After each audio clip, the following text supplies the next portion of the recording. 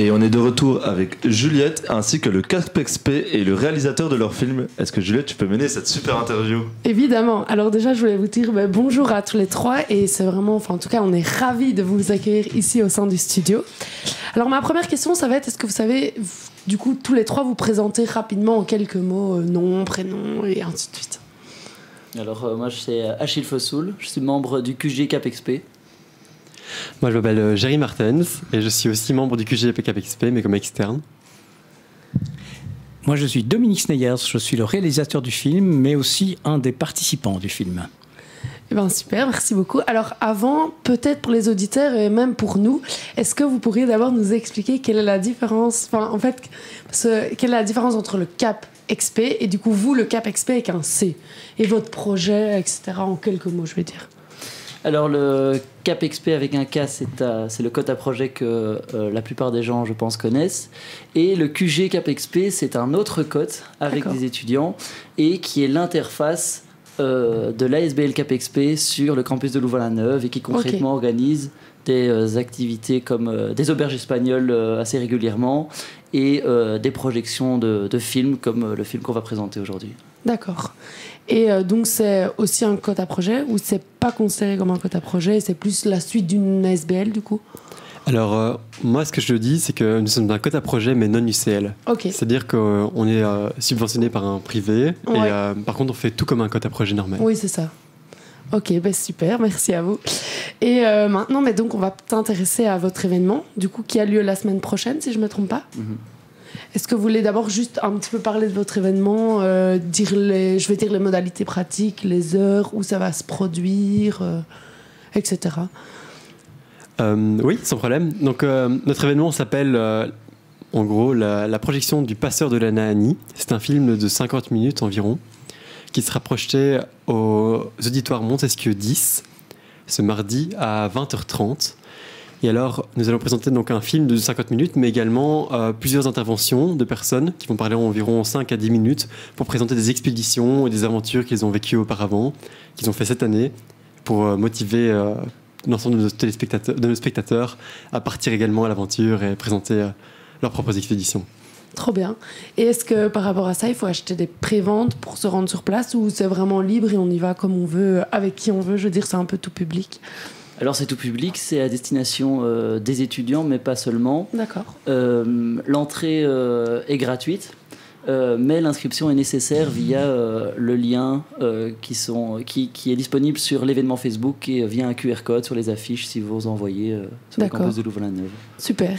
Si jamais nous aussi on pourra repartager votre événement, comme ça, si jamais vous nous entendez et que vous voulez participer, n'hésitez pas. Et ben maintenant on peut s'intéresser plus précisément du coup au film, vu qu'on a quand même le réalisateur devant nous. Alors déjà, apparemment de ce que j'ai pu comprendre, ce n'est pas un film, mais bien un documentaire. Est-ce que vous pouvez nous décrire du coup le projet de ce documentaire ça nous donner un petit peu l'envie du coup de voir le documentaire? Voilà, donc c'est à la base 4 étudiants de Louvain-la-Neuve qui terminaient leurs études et qui sont des passionnés de grimpe. Et ils avaient envie d'avoir une année un petit peu plus sabbatique et avec un projet un peu pas ordinaire qui était d'escalader une falaise au grand nord, dans le grand nord du Canada qui s'appelle la Fleur de Lotus. C'est une falaise de 800 mètres magnifique avec vraiment c'est l'idéal en niveau escalade parce qu'il y a deux rails où on peut mettre des protections. Donc c'est un fantasme pour pas mal de grimpeurs. Le problème, c'est que c'est inaccessible. Donc il faut prendre un hélicoptère pour aller là-bas. Et ça, ils n'avaient pas les moyens. Ouais. Donc ils sont venus me voir en me disant, écoute, on a un problème, on doit prendre l'hélicoptère, on ne peut pas. Mais on a vu une alternative, c'est de descendre la rivière sur 650 km. 650 km. Avec tout le matériel. Donc ça veut dire que ce n'est pas juste une escalade, c'est un mois d'autonomie, avec des rapides pas possibles, avec à un moment donné sur la rivière, il y a une chute d'eau qui est 2 fois plus haute que celle du Niagara, qui n'est pas connue parce qu'il n'y a pas de route, il n'y a pas moyen d'y accéder, sinon en hélicoptère ou en packraft. Et donc, ils m'ont demandé de les aider à participer, à monter cette expédition.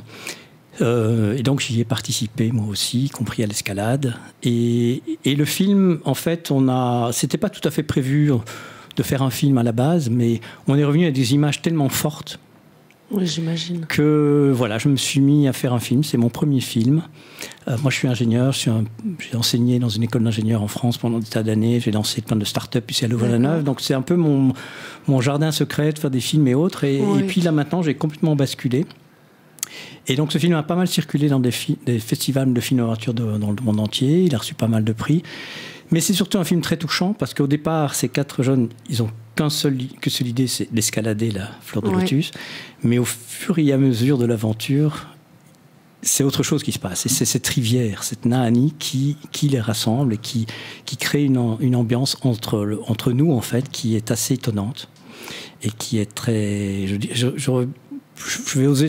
Peut-être qu'ils seront furieux si je dis ce terme-là, mais je dis qui crée une ambiance vraiment tendre en fait entre nous, qui contraste un peu avec l'aspect guerrier un peu des grimpeurs, et il se passe vraiment quelque chose de très très beau. Voilà. Et donc vous êtes parti combien de temps exactement 1 mois. Au Canada? 1 mois, d'accord. Vraiment 1 mois, un peu plus avec les voyages, mais vraiment 1 mois d'autonomie totale. D'accord. Donc on avait de l'ordre de 60 kilos sur les bateaux avec les cordes, les frens, les coinceurs, la nourriture pour 1 mois, tout déshydrater nous-mêmes. Et donc c'est une fameuse logistique. Oui, ça devait être une aventure. Et si on peut savoir comment vous avez fait du coup pour passer la fameuse chute qui était du coup 2 fois plus haute que... Je vous proposerai de venir voir le film. D'accord, ça on ne saura pas. Ok, très bien, j'adore. Et par rapport à ça, du coup, à la base, je veux dire, vous y allez... Comment est-ce que les jeunes, du coup, vous ont contacté, ils ont contacté la SBL? Donc c'est par rapport à cette communauté CapXP qui existe ici à Louvain-la-Neuve depuis presque 30 ans. C'est d'ailleurs cette communauté qui a créé à l'époque le Quota Projet CapXP. C'est pour ça qu'il y a cette même nom. Ouais. Mais qui existe toujours et dont le but, c'est vraiment d'aider des gens qui ont des rêves à les réaliser. D'accord. On n'organise rien pour eux. Ouais. On aide les gens à organiser leurs rêves en se partageant des conseils, des matos, enfin, tout ce qui est moyen pour réduire les coûts, ne pas avoir de sponsors ou d'essayer d'augmenter les revenus, mais plutôt de diminuer les coûts en mutualisant. Et donc cette communauté aide à faire ça. Et c'est comme ça qu'ils sont arrivés chez moi. Et en fait, ce qui est assez touchant, c'est que quand ils m'ont parlé de la Nahanni, moi, tout d'un coup, j'ai un souvenir vraiment que j'avais oublié. C'est un livre que j'ai lu à 15 ans, qui s'appelle La Nahanni, La vallée sans homme. C'est un livre de Roger Frison-Roche qui m'avait complètement marqué et qui m'a probablement lancé dans l'aventure, dans toutes les aventures que j'ai faites de ma vie. Donc là, tout d'un coup, je ne pouvais pas refuser. Je devais y aller. Oui. Je devais y aller et il s'est passé quelque chose d'assez étonnant. Et c'était en quelle année, du coup Alors, vous êtes parti? Là, ça passe vite, mais je pense que c'était en 2018. D'accord. Ou 17, je ne sais plus.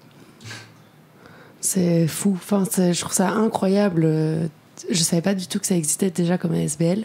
Et je trouve ça incroyable de permettre, du coup, de faire, entre guillemets, les projets les plus fous comme celui-là. Et de vivre après ça. Enfin, je trouve ça vraiment beau. Et par rapport à ça, j'avais encore une petite question. Les 4 étudiants, vous avez eu des nouvelles après? On reste en contact très étroit. J'ai encore grimpé avec 2 d'entre eux cet été. Oh, chouette. Il y en a un qui est parti, je pense, à La Réunion, à l'autre bout de la planète, là, pour l'instant. Mais on se revoit régulièrement, oui. Et donc, il y en a 2 qui seront là, en tout cas... Mardi prochain. Mardi, pour répondre aux questions et vraiment expliquer le ressenti et comment aussi, eux, ils ont évolué par rapport à cette aventure il y a quelques années. Donc, ce sera intéressant de les entendre aujourd'hui. Oui, je pense bien. Parce que c'est le genre d'aventure qui doit vraiment rapprocher et qui doit être tellement impressionnante.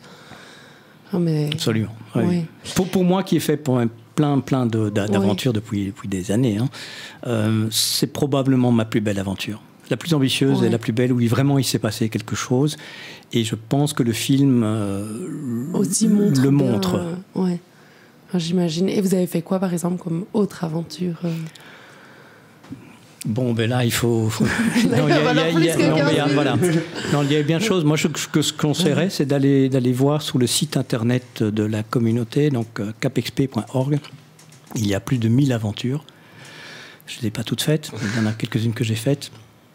Et se laisser inspirer, regarder, c'est assez intéressant, donc depuis 30 ans. Ce qui est amusant maintenant, c'est qu'on commence à voir des étudiants qui viennent et qui retrouvent des vidéos et des récits de leurs parents, il y a 30 ans. Ouais, ça doit être incroyable. Et par rapport à ça, je vais encore vous poser la question. Ça, c'est plus de manière générale pour le code CapExp, du coup. Vous avez d'autres événements auxquels vous voudriez nous parler pour...